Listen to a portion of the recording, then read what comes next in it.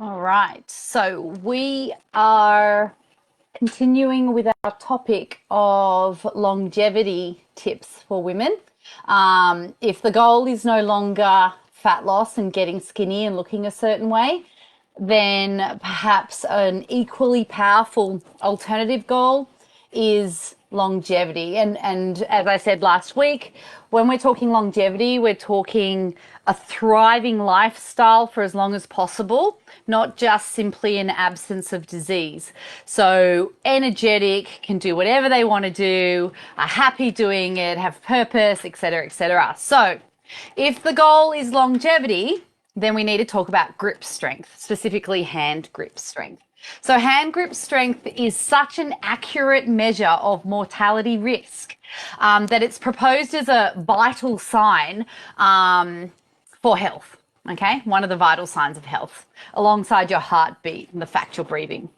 So several diseases have a correlation between low hand grip strength. So that includes type 2 diabetes, cardiovascular disease, stroke, kidney and liver disease, some cancers, sarcopenia, where you have low muscle mass, and fragility fractures. If someone has a low grip strength, then their risk of hospitalization, the poor nutrition, overall mortality, and having a low quality of life also increase. So grip strength is literally a one-size-fits-all fitness test. It measures overall strength, upper limb function, bone mineral density, risk of fractures and falls, malnutrition, cognitive impairment, depression, sleep problems, diabetes, multi-morbidity, and quality of life in this one test. So grip strength is important. There's a predictive association between grip strength and all cause, as well as disease-specific mortality, future function, bone mineral density, fractures, cognition, so we're back to the brain health, depression and problems associated with hospitalization, so recovery from fractures, for example.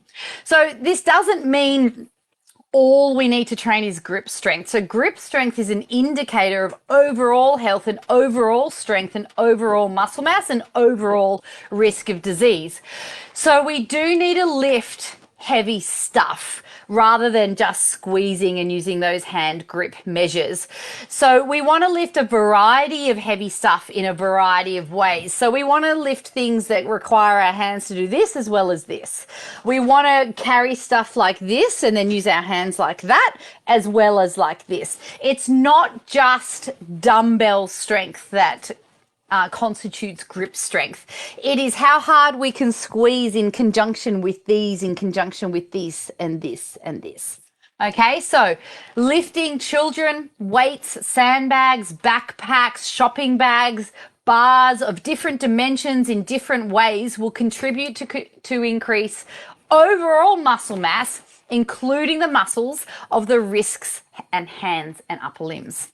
So this increase of muscle mass then decreases the risk of the above diseases, improves our cognition. So there's some research I read recently that shows resistance training can help clear the amyloid plaques in the brain. And as we know, amyloid plaque buildup is a contributor to developing Alzheimer's disease.